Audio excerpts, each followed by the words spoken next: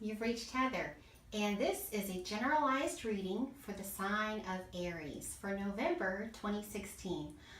Okay, you fire signs, I am going to let you know what's going down, and here's the lay of the land for a generalized perspective for the month of November. All right, so what you're going through right now is a bit of a transformation, and that's really exciting because we're going through a lot of different changes now. We're kind of moving into what I call the age of Aquarian, okay? Or the age of Aquarius. It's kind of where things are going to go into a more humanitarian phase, okay? Now, with this, there's something that's going on inside of you. There's something that's going on internally. It's a transformation. Embrace it. So there's going to be a loss, but there's going to be a good thing that comes out of it. So it's kind of like when you go into as a butterfly goes into a cocoon, okay? It's dark on the inside, but when you come out, honey, you're a butterfly, okay? No worries. This is a part of transformation, okay? It's an enormous change, and it brings about great blessings with it, okay? The next card that gives me some indication about what's going on indicates that there's going to be a bright future, okay? And you're contemplating whether or not that's going to happen. No worries. It promises blessings and abundance. After that, I think that you should go ahead and focus and prepare. So I think that you need to take some of the prior new moon energy, and I hope that you were starting and beginning some different things from October, when the veil was very thin and we were able to connect with our ancestors or our loved ones or anything that's gone off, whether it be a pet, family, or friend. And anything that has happened in the past that gave us some reflection or inflection, where we could see, hey, where are we going inside and where do we need to be going on the outside, okay?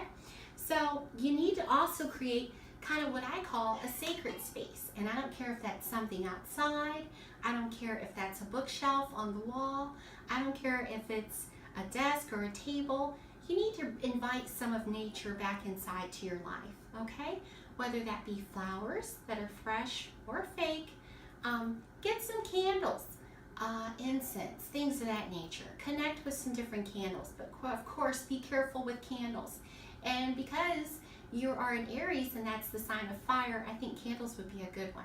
But always make certain to snuff the candle out, don't blow it out. And you'll learn a little bit more about colors and stuff, but for right now, let's just go ahead with a white candle, okay? When you create that sacred space, you need to have, whether it be prayers, chants, mantras, whatever you subscribe to. I don't want to seclude anyone out, but you need to establish whatever it is that feels right for you. If praying is not your thing, that's okay. Maybe meditation, or it can be one or both or of the same. It doesn't really matter. You don't have to stop wearing crosses if you're pagan, and if you're religious, it's not like you need to,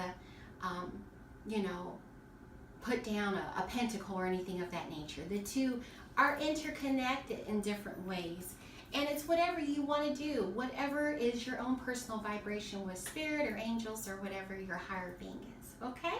So this is all a personal relationship, and whatever relationship that you choose to have, that's the one that's right for you, okay? And that can evolve, that can change, or it can remain however constant you need it to be. But you need to create that. You've had some worry, you don't need to worry, but you do need to get out, okay? And I'm not talking about out in the streets, just to connect kind of, outside the house, let fresh air in, that kind of thing. It makes you feel good. Your independence is something that makes you strong, and sometimes you should go off and have some solitude to yourself.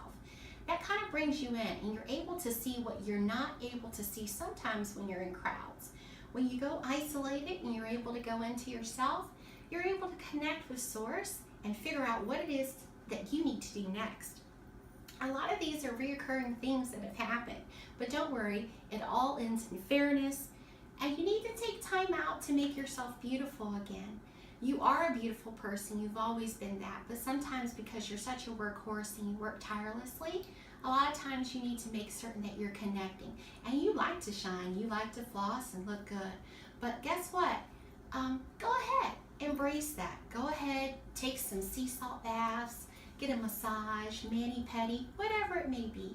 Go get your hair washed.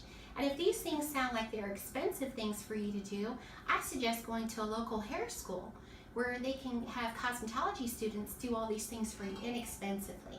If not, go ahead and indulge and treat yourself. You deserve it. Also, I want you to make sure that you're practicing unconditional love.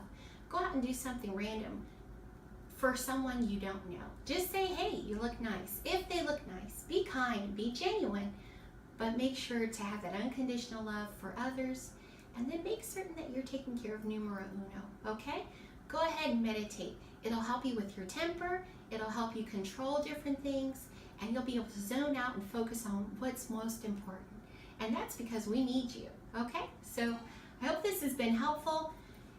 And if you would like to contact me for a personalized reading, let me know.